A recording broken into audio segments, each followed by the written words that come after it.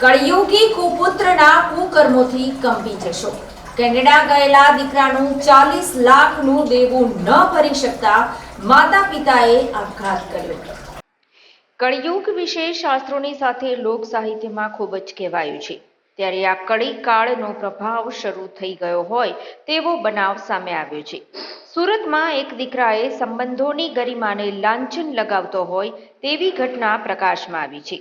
માતા પિતા કોઈને મોં ન બતાવી શકે તેવી સ્થિતિમાં મૂકીને વિદેશમાં લીલા લહેર કરનારા દીકરાના કારણે મા બાપે અંતિમ પગલું ભરવું પડ્યું।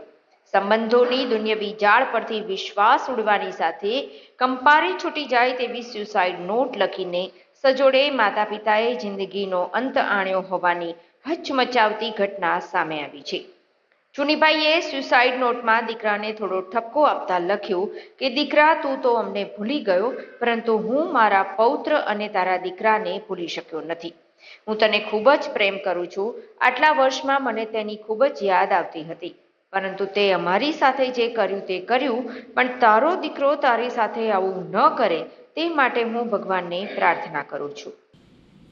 અત્રેના સરથાણા પોલીસ સ્ટેશન હદમાં મીરા એવન્યુ ખાતે રહેતા ચુનીભાઈ ભગવાનભાઈ ગેડિયા તથા તેઓના ધર્મપત્ની મુક્તાબેન ચુનીભાઈ ગેડિયાનાઓએ તારીખ 4/5/2024ના રોજ પોતાના જ ફ્લેટની અંદર પોતાના રૂમમાં પંખાના હૂક સાથે બંને વ્યક્તિઓએ દોરડું લગાવી અને સુસાઇડ કરેલ હોય, જે અનુસંધાને સરથાણા પોસ્ટે અકસ્માત મોતનો ગુનો રજીસ્ટર થયેલ છે।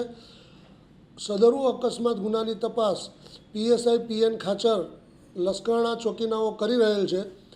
સદરુ અકસ્માત મોતના કામે એક સુસાઇડ નોટ મળી આવેલ છે, જે સુસાઇડ નોટમાં મરણ જનાર ચુનીભાઈ ગેડિયાનાઓએ પોતાની હકીકત દર્શાવેલ છે કે પોતાનો દીકરો નામે પિયુષ, જે સુરત ખાતે અગાઉ કાપડના વ્યવસાય સાથે સંકળાયેલ હોય અને તેને કાપડના ધંધામાં દેવું થઈ જતાં પોતાના પિતાશ્રીએ પોતાના સગા સંબંધીઓ પાસેથી પૈસા લઈ અને તે દેવું ચૂકતે કરી આપેલ।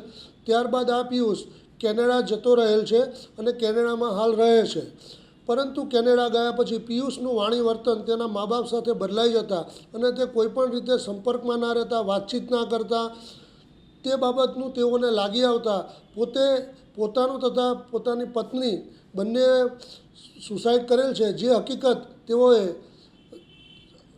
ચુનીભાઈ પોતેનાઓએ જે છેલ્લી પોતે ચિઠ્ઠી લખેલ છે એમાં દર્શાવેલ છે અને આ બાબતની તપાસ તજવીજ હાલ PSI PN ખાચર નાઓ કરી રહેલ છે।